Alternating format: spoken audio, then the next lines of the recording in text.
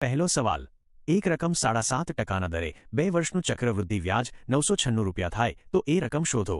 અહીં જુઓ, વ્યાજનો દર 7.5% છે। 7.5%ને અપૂર્ણાંકમાં ફેરવીએ તો 75/1000 થાય। બંનેમાં 25 વડે છેદ ઉડાડીએ તો 25 તેરી 75 અને નીચે 25 ચોકુ 100 અને 1 મીંડું એટલે 3/40 આવે।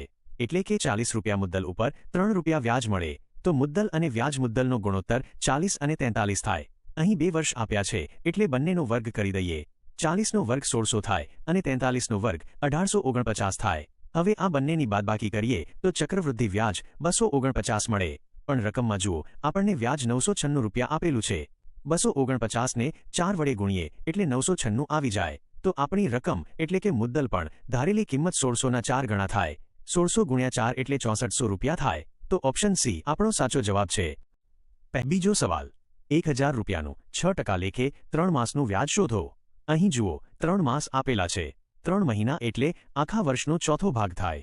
હવે 1000 રૂપિયાનું 6% લેખે આખા વર્ષનું વ્યાજ 1000ના 6% એટલે સીધા 60 રૂપિયા થાય।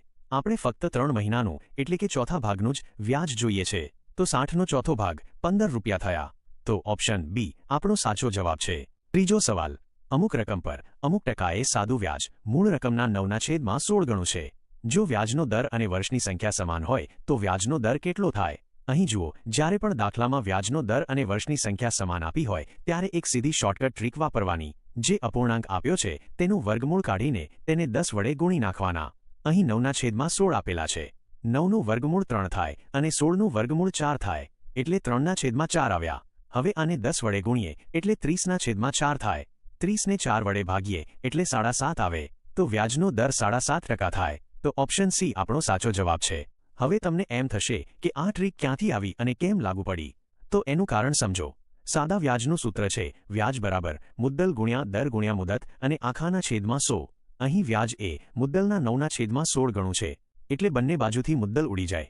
બીજું, વ્યાજનો દર અને મુદત બંને સરખા છે એટલે દર ગુણ્યા મુદત કરીએ તો એ વ્યાજના દરનો વર્ગ થઈ જાય। હવે છેદમાં જે 100 છે તે સામે ગુણાકારમાં જતા રહે એટલે દરનો વર્ગ બરાબર 9/16 ગુણ્યા 100 થાય। હવે વ્યાજનો દર શોધવા માટે વર્ગ કાઢવો હોય તો સામે વર્ગમૂળ લેવું પડે। એટલે જ આપણે આ શોર્ટકટ ટ્રીક બનાવી કે આપેલા અપૂર્ણાંકનો વર્ગમૂળ કાઢી લેવાનો અને 100નું વર્ગમૂળ 10 થાય એટલે તેને 10 વડે ગુણી નાખવાના। સરકારી નોકરી લેવી જ છે ને? તો પછી ગણિતમાં પેન મૂકો અને મગજ દોડાવો। આવી જ ફાસ્ટ અને જબરદસ્ત ટ્રીક શીખવા માટે આપણી ચેનલ ગણિતની રમઝટ સાથે જોડાયેલા રહો। લાઇક અને સબસ્ક્રાઇબ ચોક્કસ કરજો। ત્રીજો સવાલ,